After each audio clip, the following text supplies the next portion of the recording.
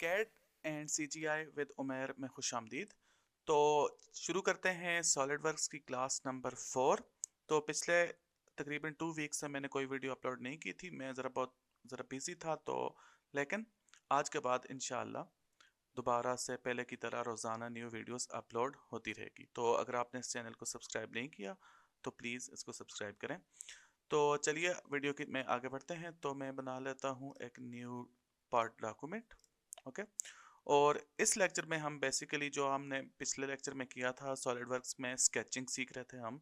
तो circle, line, circle, spline और ये सब कुछ हमने सीख लिया था। और आखिर में हमने फिलेट और स्केच चैम्फर के बारे में भी देखा था। तो आज उसी को ज़रा आगे बढ़ाते हैं। तो मैं सिलेक्ट करता हूँ टॉप प्लेन और यहाँ से पहले यूनिट्स को चेंज कर देता हूँ CGS में। फिर सिलेक्ट करता हूँ टॉप प्लेन और बनाते हैं एक न्यू स्केच। ओके। तो आज जो हम टूल सबसे पहले देखेंगे वो होगा ट्रिम एंटिटीज। ओके।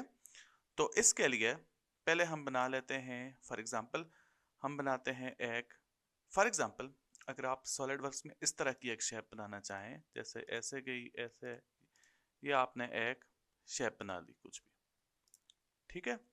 फिर आपने बनाया, फॉर एग्जांपल हम सर्कल टूल सेलेक्ट करते हैं और इधर एक इस तरह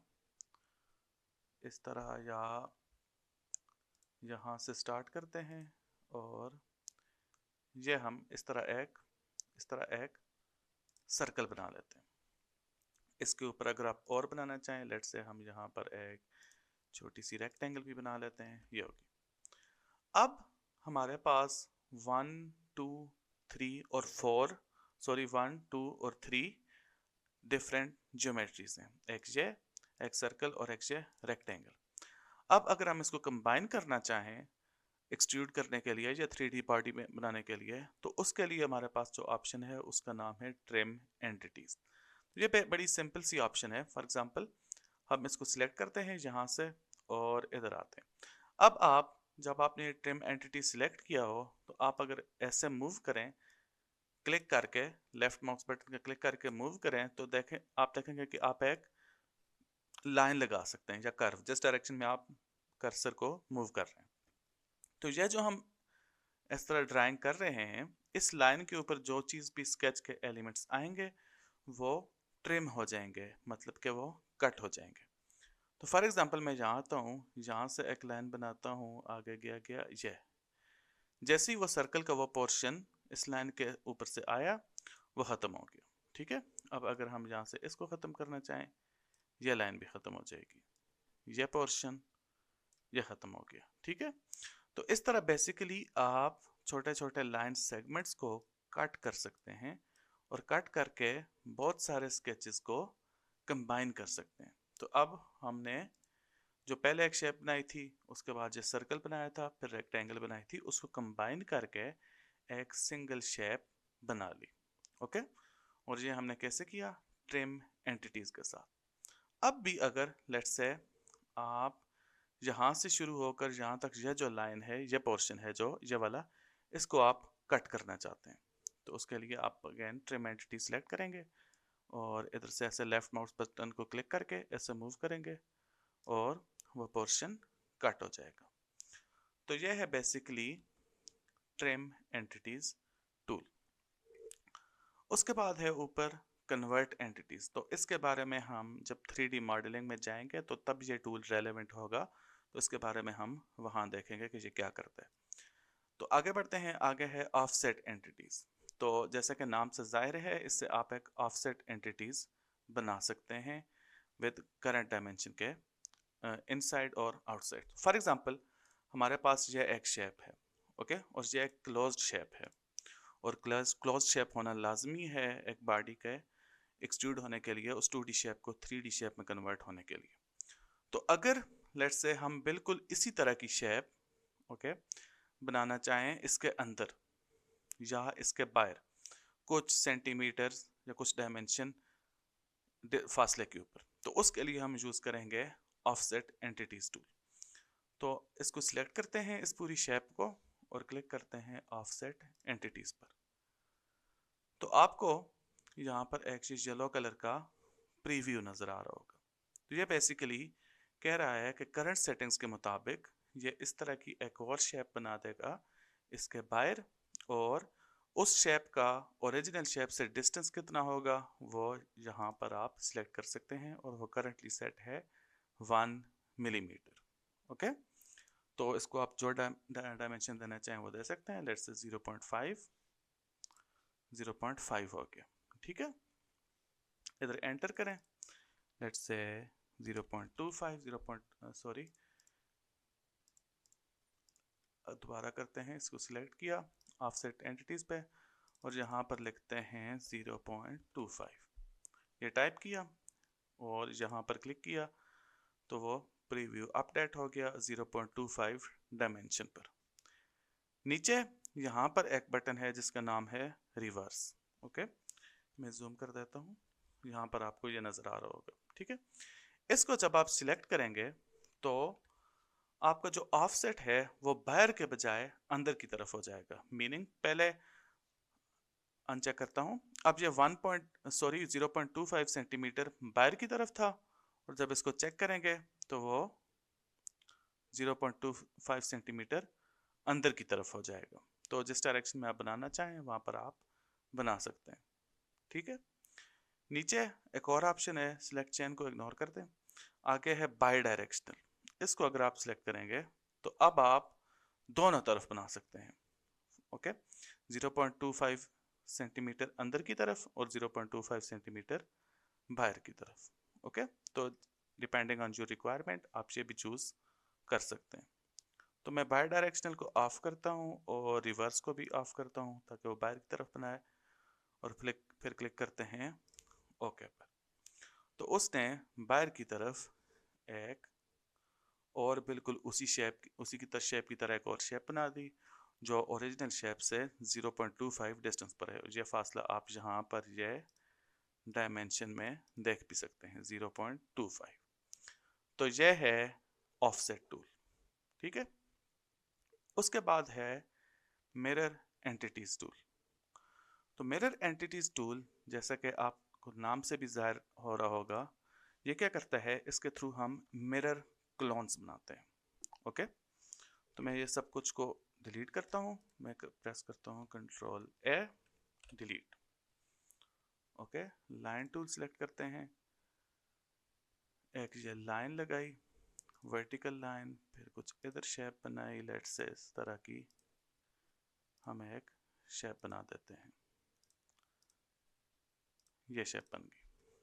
ठीक है, अब अगर हम बिल्कुल इसी शेप को इस साइड भी, इसका मिरर कॉपी इस लाइन के इस साइड भी बनाना चाहें, तो पहली ऑप्शन तो यही है कि हम जहाँ से दोबारा लाइन टूल सेलेक्ट करें, इधर से ऐसे लाइन लगाएं, फिर नीचे जाएं, फिर ये फिर ये, लेकिन ये बहुत लंबा प्रोसेस हो जाएगा। ठीक है, तो इसके बजाय, दोबारा बनाने के बजाय हम क्या करते हैं, हम मिरर एंटिटीज़ का टूल जो है वो यूज़ करते हैं। तो बेसिकली हम क्लिक करेंगे मिरर एंटिटीज़ टूल पर। ओके, जैसा कि जब भी हम क्लिक करेंगे मिरर एंटिटीज़ पर तो इधर आपको कुछ ऑप्शंस नजर आएंगे। मिरर एंटिटीज़ टूल आपको यहाँ पर मिलेगा, इधर। ठीक है, इसको सिलेक्ट करेंगे तो पहले यहाँ पर आपसे पूछ रहा है कि एंटिटीज टू मिरर, कि क्या क्या चीज़ें आपने मिरर करनी है। ठीक है, तो हम ये इंटायर शेप सिलेक्ट कर देंगे।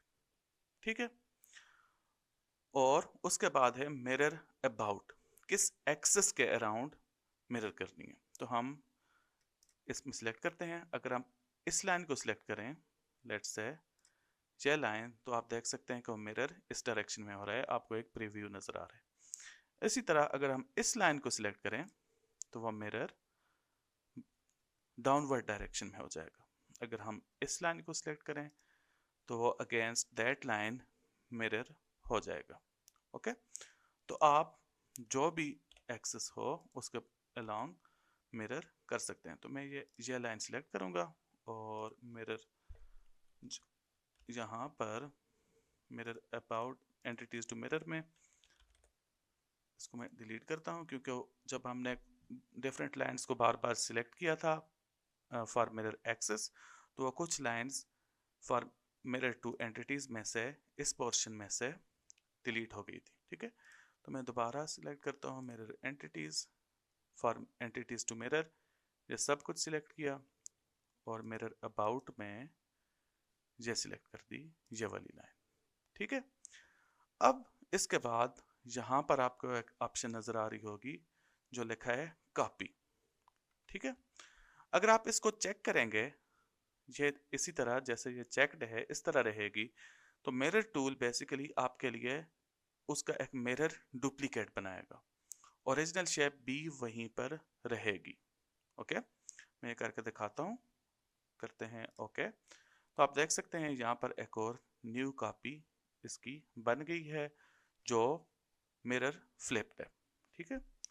कंट्रोल Z प्रेस करते हैं, दोबारा मिरर टू एंटिटी सिलेक्ट करते हैं, एंटिटीज टू मिरर में सब कुछ आएगा, और मिरर अबाउट में फिर ये लाइन, ठीक है। और दिस टाइम हम इसको अनचेक करते हैं कॉपी वाले बटन को, ठीक है, अनचेक किया। अब जब ये फ्लिप करेगा तो ये एक न्यू कॉपी तो बना लेगा, लेकिन ये ओरिजिनल जो शेप है उसको रिमूव कर देगा। सो बेसिकली एक तरह की फ्लिपिंग, हॉरिजॉन्टल फ्लिपिंग या वर्टिकल फ्लिपिंग जो भी आप करना चाहें वो आप इससे कर सकते हैं। अब मैं कॉपी वाली सेक्शन बटन को अनचेक करता हूँ बॉक्स को, और क्लिक करते हैं ओके। अब उसने मिरर्ड कॉपी तो बनाई, लेकिन उसने ओरिजिनल वर्जन को, ओरिजिनल जो शेप थी उसको डिलीट कर दिया। तो डिपेंडिंग ऑन योर रिक्वायरमेंट आप जो भी चाहें वो कर सकते हैं, ठीक है। लेकिन most of the time copy वाला बटन चेक ही रहता है, क्योंकि हम मोस्ट ऑफ द टाइम इस टूल को यूज़ करते हैं एक मिरर डुप्लीकेट बनाने के लिए, ठीक है। तो यह था मिरर टूल। उसके बाद है पैटर्न्स, ओके। तो दो तरह के आपके पास पैटर्न्स हैं, एक है लीनियर स्केच पैटर्न और एक है सर्कुलर स्केच पैटर्न। तो इनके बारे में भी बात करते हैं। पहले इसको डिलीट कर देते हैं और एक लाइन बनाते हैं, ठीक है, हॉरिजॉन्टल लाइन, ओके। ये होगी हॉरिजॉन्टल लाइन, और एक इधर सर्कल बनाते हैं। ये क्यों बनाया है ये आपको अभी जाहिर हो जाएगा, ठीक है। तो पहले आते हैं इस हॉरिजॉन्टल लाइन पर, ठीक है। इस पर लेट्स से मैं बनाता हूं इस तरह का एक sketch. Let's say arc tool लेते हैं, स्प्लाइन टूल सेलेक्ट करते हैं, और इधर से एक इस तरह का कर्व बनाते हैं, ठीक है, यहाँ तक, और फिर ऐसे, और फिर इस तरह की शेप बनाते हैं, ठीक है। अब ये शेप यहाँ पर हमने एक कर्व ये है, एक फिर ये स्ट्रेट लाइन है, और फिर ये एक और कर्व है, ठीक है। तो अब ये हमने खुद बनाई, ठीक है, हमने खुद curve tool select, spline tool select किया, फिर लाइन टूल, और फिर स्प्लाइन टूल वंस अगेन। अब अगर हमें इसी तरह की लेट्स से 6 या 7-8 कापीज चाहिए इस लाइन के ऊपर हॉरिजॉन्टली, तो एक ऑप्शन तो यह है कि हम फिर दोबारा स्प्लाइन टूल में जाएं, एक इधर एक और इस तरह बनाएं, फिर लाइन टूल, और then so on and so forth, लेकिन वो बहुत लंबा प्रोसीजर हो जाएगा। सॉलिडवर्क्स के अंदर एक ऑप्शन है जिसका नाम है लीनियर स्केच पैटर्न, ओके। तो इसके जरिए आप जितनी भी कॉपीज बनाना चाहें आप बना सकते हैं। आप ये इसमें आपके पास दो ऑप्शन है, एक है सर्कुलर और एक लीनियर। लीनियर जब आप एक लाइन के ऊपर बनाना चाहें लीनियर डायरेक्शन में, ओके। और सर्कुलर के लिए जब आप सर्कुलर डायरेक्शन में कॉपीज बनाना चाहें तो आप वो टूल सिलेक्ट करेंगे। तो पहले देखते हैं लीनियर स्केच पैटर्न। तो मैं सिलेक्ट करूंगा ये चीज, सॉरी, ओके। पहले ये लाइन सिलेक्ट करते हैं, फिर ये लाइन, और फिर ये लाइन, ये तीन चीजें हमने सिलेक्ट कर दी। इनको सिलेक्ट करके हम क्लिक करेंगे लीनियर स्केच पैटर्न पर, ओके। तो आपको जूम इन करते हैं, यहाँ पर ये देख सकते हैं आपको एक प्रीव्यू नजर आ रहा है, ठीक है। अगर आप इधर आए लेफ्ट साइड पर इस बॉक्स के अंदर जहाँ पर उस पैटर्न की, लीनियर पैटर्न की पैरामीटर्स हैं, तो पहला पैरामीटर है डायरेक्शन, ठीक है। तो डायरेक्शन 1, ओके। तो यहाँ पर आप सिलेक्ट कर सकते हैं कि आप किस डायरेक्शन में करना चाहें, एक्स एक्सिस, वाई एक्सिस, जो भी चाहें। तो करंटली ये एक्स एक्सिस है। अगर मैं इस बटन पर क्लिक करता हूँ, यह वाला बटन है, यहाँ पर क्लिक करते हैं तो वो चेंज कर देगा रिवर्स डायरेक्शन में। दोबारा क्लिक करते हैं तो इस डायरेक्शन में आ जाएगी, फिर दबाते हैं तो इस डायरेक्शन में। ठीक है, अब दूसरी ऑप्शन जो है वो ये है, ये डिस्टेंस का, यहाँ पर जो करंटली है 1 सेंटीमीटर। सो ये basically centre to centre distance है। ओके, फॉर एग्जांपल अगर हम यहाँ पर आए तो ये पॉइंट जो है, जो इस एरो के बिल्कुल हेड पर है, ये पॉइंट है ये जो दूसरी कॉपी बन रही है उसके सेंटर पर। ओके, और ये स्टार्ट हो रहा है यहाँ से, ये पॉइंट, ये जो छोटी सी एक ब्लू लाइन लगी हुई है इसके स्टार्ट से। ओके, और ये जो लाइन स्टार्ट हो रही है ये है पहले जो ओरिजिनल कॉपी है उसकी ओरिजिनल शेप है उसके सेंटर में। तो बेसिकली ये सेंटर टू सेंटर डिस्टेंस है, यहाँ पर आपको लिखा हुआ नजर आ रहा होगा स्पेसिंग के नाम से। ठीक है, तो ये आप अपनी मर्जी से दे सकते हैं। बाय डिफॉल्ट ये करंटली 1 सेंटीमीटर पर है। अगर हम इसको बढ़ाएं लेट्स से 2, 3, 4, तो ये डिस्टेंस इंक्रीज हो रहा है। ठीक है, सो लेट्स से हम इसको ले आते हैं 3 सेंटीमीटर पर, 3 सेंटीमीटर पर। और फिर दूसरी ऑप्शन जो नीचे है वो है ये वाली इंस्टेंसेस, जो यहाँ पर भी शो हो रही है। ओके, आप इनको यहाँ पर भी चेंज कर सकते हैं इस बटन में, और यहाँ पर इस बॉक्स में भी, जहाँ पर आप एडिट करना चाहें आप कर सकते हैं। और इंस्टेंसेस का मतलब बेसिकली ये है कि आप टोटल कितनी कॉपीज बनाना चाहते हैं या कितने यूनिट्स आपको चाहिए, कितने इंस्टेंसेस आपको चाहिए। तो करेंटली 2 हैं, तो एक ओरिजिनल हो गई और दूसरी ये copy.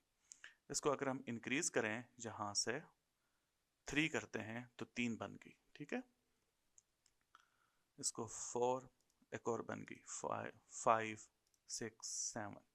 Okay, so depending on your need आप जितनी कॉपीज बनाना चाहें यहाँ से आप उसका सिंपली नंबर एंटर करेंगे। ओके, तो ये हम ऑप्शन सिलेक्ट कर रहे थे। इधर अगर आप देखें ये सब सेटिंग्स थी अंडर डायरेक्शन 1 के अंदर। ओके, और जो आखिरी सेटिंग है वो है एंगल। सो करंटली ये 360 डिग्री पर है। आप अगर किसी एंगल पर बनाना चाहते हैं तो आप वो भी कर सकते हैं। अगर हम इस 360 को कम करें, ओके, अब देखें वो डायरेक्शन नीचे को जा रही है। ओके, है फिर भी वो बिल्कुल लाइन के ऊपर लीनियर पैटर्न ही है, लेकिन उसका angle from the original sketch change हो रहा है। ठीक है, आप इसको इस डायरेक्शन में भी लेके जा सकते हैं। ओके, तो करंट ये 360 है तो जारी बात है 360 से ऊपर नहीं जा सकते, लेकिन नीचे आप जा सकते हैं। ओके, तो उसको अगेन 360 कर देते हैं ताकि वो बिल्कुल स्ट्रेट लाइन पर हो। ओके, अब हम आते हैं ये जो नीचे दूसरी ऑप्शन है डायरेक्शन 2। ठीक है, अब अगर आपको लीनियर कॉपीज करंटली आपके पास अलोंग एक्स एक्सिस तो है ही, लेकिन अगर आप वर्टिकल एक्सिस के अलोंग भी कॉपीज बनाना चाहते हैं तो इसके लिए आप यहाँ से करंटली जो इधर नंबर है डायरेक्शन 2 के अंडर इधर जो नंबर है 1 है, इसको आप इंक्रीज करेंगे। ठीक है, अगर हम इसको इंक्रीज करके 2 करते हैं तो अब आपके पास एक एरे बन जाएगी। मीनिंग उस एरे में आपके पास होंगे 2 columns, sorry 2 rows and 1 column. Okay, and similarly अब ये जो दूसरी डायरेक्शन है वो अलोंग वाई एक्सिस है, आप इसको अपवर्ड या डाउनवर्ड कर सकते हैं। ठीक है, तो इधर आप देखें वो डाउनवर्ड गई, दोबारा अपवर्ड हो गई। ठीक है, अब ये डाउनवर्ड अपवर्ड, मैं अपवर्ड ही रखता हूँ। और नीचे इधर आपके पास वंस अगेन जो डिस्टेंस है इसको और बढ़ा देते हैं लेट्स से 5 सेंटीमीटर। ओके, अब एक रो यहाँ पर बन रही है और एक रो उसके ऊपर बन रही है। ठीक है, सो बेसिकली अगर आप इसको एरे की शक्ल में आप इसको समझना चाहें तो जो डायरेक्शन 1 होगी वहां पर जो आप नंबर एंटर करेंगे वो होंगे number of columns. Okay, so currently 7 है तो 1, 2, 3, 4, 5, 6, 7। और जो डायरेक्शन 2 अलोंग वाई एक्सिस हमने जो इंस्टेंसेस के नंबर दिया है वो है 2। तो एक रो दूसरी रो, इसको अगर आप बढ़ाना चाहें 3 रोज 4 रोज डिपेंडिंग ऑन योर रिक्वायरमेंट आप कर सकते हैं। ओके, तो जब आप हैप्पी हो जाएं, सेटिस्फाई हो जाएं, आप अपनी रिक्वायरमेंट के मुताबिक अपने पैरामीटर्स यहाँ पर एंटर कर दें। सिंपली इस ग्रीन चेक मार्क पर क्लिक करें तो वो आपके पास उतनी कॉपीज बन जाएंगी। ठीक है, तो यह था रेक्टेंगुलर एरे, ओके, और not rectangular array, linear sketch pattern. इसी तरह का एक रेक्टेंगुलर एरे और पोलर एरे या सर्कुलर एरे भी होती है, जो इसी तरह हम फीचर्स को जब 3D मॉडल बना रहे हों तो 3D बॉडी जब हम बनाएंगे तो वहाँ पर भी हम इसी तरह की एक टूल यूज़ करेंगे, ओके, बिल्कुल इसी तरह के सिमिलर होगा। तो ये था लीनियर स्केच पैटर्न, और अब हम आते हैं सर्कुलर स्केच पैटर्न पर। तो सर्कुलर स्केच पैटर्न बिल्कुल लीनियर की तरह आपके पास कॉपी बनाएगा, लेकिन instead of in X and Y direction वो होगी इन अ सर्कुलर डायरेक्शन, ठीक है। तो फॉर एग्जांपल मैं लाइन टूल सेलेक्ट करता हूँ, या रेक्टेंगल बेहतर रहेगी, इधर एक इस तरह रेक्टेंगल बना लेते हैं, फिर ट्रिम टूल पर जाते हैं और इस पोर्शन को और इस पोर्शन को और इस पोर्शन को रिमूव कर देते हैं, ठीक है। ये हमारे पास एक स्केच बन गया, ओके। अब सिलेक्ट करते हैं इस लाइन को, फिर इस लाइन को और फिर इस लाइन को, और जो आप तीनों सिलेक्ट करेंगे वाइल होल्डिंग द कंट्रोल की, ठीक है। ये हमने कॉपी करनी है, तो इनको सिलेक्ट करने के बाद ये जो लीनियर स्केच पैटर्न है इसके आगे इस ड्रॉप डाउन मेन्यू पे क्लिक करेंगे और क्लिक करेंगे सर्कुलर स्केच पैटर्न पर। ये क्लिक कर दिया, जूम आउट करते हैं, तो अब आपके पास कॉपीज बन रही हैं, लेकिन अनफॉर्चुनेटली वो कॉपीज बन रही हैं around this horizontal axis, sorry around origin. एक कॉपी आपको यहाँ पर नजर आ रही है, एक यहाँ पर नजर आ रही है और एक यहाँ पर नजर आ रही है। हम इसको बनाना चाहते हैं अराउंड अलोंग दिस सर्कल, ठीक है। तो सिंपली यहाँ पर अगर आप यहाँ पर जाएं इसके सेटिंग में, तो यहाँ पर है .1 सिलेक्टेड है इस डायरेक्ट पहले खाने में, ओके, और यह .1 जो है यह है ओरिजिन। तो सिंपली हम इस .1 पे को सिलेक्ट करके इस सर्कल को सिलेक्ट कर देंगे, ओके, सॉरी इस पॉइंट को सिलेक्ट कर देंगे जो इस सर्कल का सेंटर है। तो जब हमने इस पहले खाने में पहले ओरिजिन सिलेक्टेड था जो .1 था, जैसे ही हमने उधर सेंटर ऑफ सर्कल को सिलेक्ट किया तो वो पैटर्न अराउंड दिस सर्कल हो गया, ठीक है। अब ये इस डायरेक्शन में है एंटी क्लॉकवाइज में, तो इसकी डायरेक्शन को आप यहाँ पर क्लिक करके चेंज भी कर सकते हैं, ठीक है। Anti clockwise, clockwise, sorry clockwise, और अब ये एंटी क्लॉकवाइज, इस एरो से आप उसकी डायरेक्शन को देख सकते हैं। करंटली ये एंटी क्लॉकवाइज डायरेक्शन में है, और अब ये एरो इधर आ गया, तो अब ये क्लॉकवाइज डायरेक्शन में, ठीक। उसके बाद यहाँ पर आपके पास उसके एक्स सेंटर और वाई सेंटर की जो आप मैन्युअली पोजीशन भी एंटर कर सकते हैं, लेकिन इसकी ज़रूरत नहीं है क्योंकि हमने डायरेक्टली जो इस पैटर्न सर्कुलर पैटर्न हम कर रहे हैं उसके लिए डायरेक्टली इधर एक पॉइंट सिलेक्ट कर दिया है और उसके डायमेंशंस और उसके पैरामीटर्स यहाँ पर डायरेक्टली एंटर हो गए हैं, तो इसको हम रहने देते हैं। पहले हम आते हैं इधर, ठीक है, इधर जो है नंबर ऑफ इंस्टेंसेस, और करंटली ये सेट है 4 पर। इसको हम बढ़ाते हैं 5 6 7 8 9 10 पर, ओके। जैसे ही हमने 10 पर सिलेक्ट किया और अंडर स्पेसिंग आप यहाँ पर भी देख सकते हैं और यहाँ पर भी देख सकते हैं, यह सेट है 360 डिग्रीज पर। तो हमने जब ये 10 पर सिलेक्ट किया तो उसने 10 कॉपीज बना ली, ठीक है, 1 2 3 4 5 6 7 8 9 और 10, और along 360 डिग्रीज उसने उन 10 कॉपीज को इक्वल डिस्टेंस पर या इक्वल एंगल पर डिस्ट्रीब्यूट किया है, ठीक है। अगर हम इसको 360 के बजाय लेट्स से 180 करते हैं, यहाँ पर 180 टाइप किया, यहाँ पर क्लिक किया, तो अब उसने 10 कॉपीज को सिर्फ 180 डिग्रीज तक के डिस्टेंस तक प्लेस कर दिया, ओके, और फ्रॉम ईच हर आइटरेशन के दरमियान इक्वल एंगल, ओके, यहाँ से यहाँ तक इक्वल एंगल होगा, यहाँ से यहाँ तक इक्वल एंगल होगा। तो अगर आप कंप्लीट फुल रेवोल्यूशन में या फुल रेवोल्यूशन में कंप्लीट 360 डिग्रीज में कापीज नहीं बनाना चाहते तो आप अपनी मर्जी से जो एंगल चाहें वो आप एंटर कर सकते हैं।